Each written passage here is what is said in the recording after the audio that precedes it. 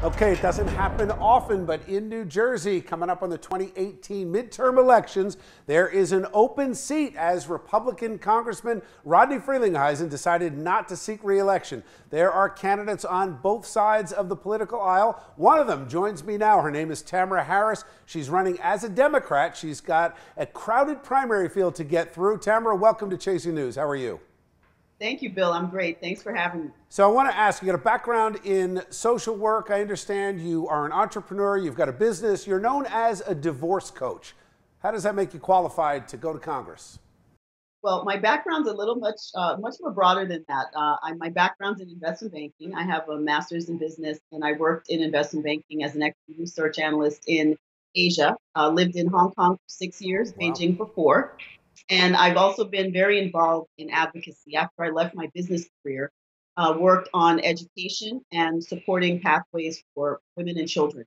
Tamara, let me ask you, how do you take on who is considered the Democratic favorite? Her name is Mikey Sherrill, former Navy pilot, prosecutor. You would think she's got all the resume credentials to be the next member of Congress. A little hiccup, she doesn't live in the district. But how are you coming at her? Is this going to be a contentious fight? Or do you both agree on everything and say, oh, let the best person win? I think, well, first of all, Bill, I have very different and unique background and perspective. As I said, I've lived overseas for 10 years, but I also live in the district. So that's number one.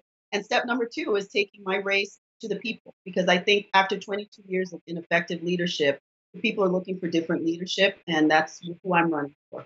So, Tamara, how do you win in a Republican-leaning district? I mean, it looks like I could check the talking points, right? In favor of expanding DACA. Let's see, my guess is no wall. You want to ban the AR-15. You want to raise taxes on millionaires. How do you do all that in a red district?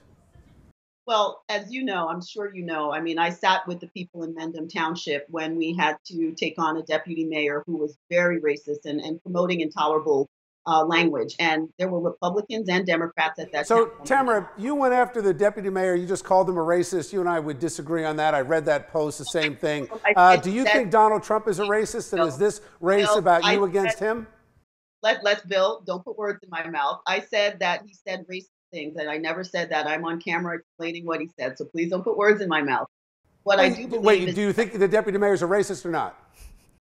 I said what he reposted was racist. I don't know him to make that claim. Is Donald Trump a racist? What I would say is it's clear that Donald Trump and the people that support him and the people that are around him are not necessarily invested in all the people. And that's what I'm running as a candidate who's going to work for all the people in District 11.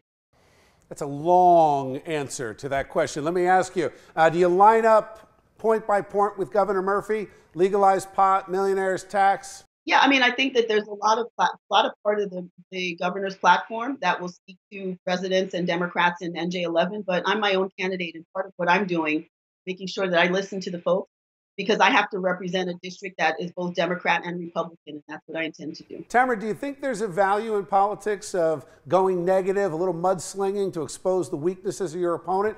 Well, I am running a credible, fact-based campaign, and that's what I'm doing no matter where I go.